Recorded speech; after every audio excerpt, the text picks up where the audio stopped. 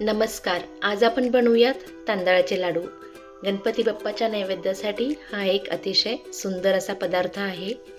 तांदळाचे लाडू बनवण्यासाठी 2 कप तांदळाचं पीठ घेतलेलं आहे. ते तुपावर छान परतून घ्यायचं आहे.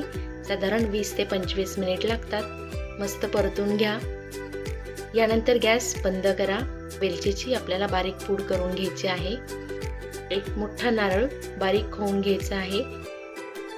जितकं खोबरं आहे तितकंच गूळ घालून आता हे छान शिजवून घ्यायचं आहे साधारण 5 मिनिट.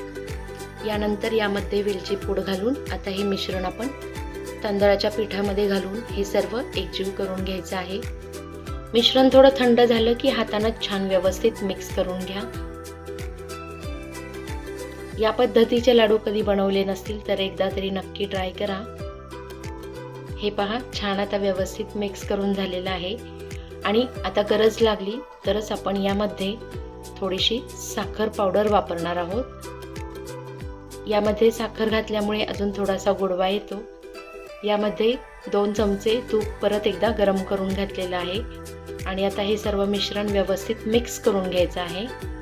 यामध्ये आता आपण दुधाची साय 2 चमचे आणि अगदी 2 चमचे दूध थोडं थोडं करत घालून हे लाडू छान वळवून घ्यायचे आहेत. हे पहा, मस्त लाडू तयार झालेले आहेत. आणि अगदी कमीत कमी तुपामध्ये कमीत कमी वेळामध्ये मस्त असे मऊसूत लाडू तयार होतात. थँक्यू.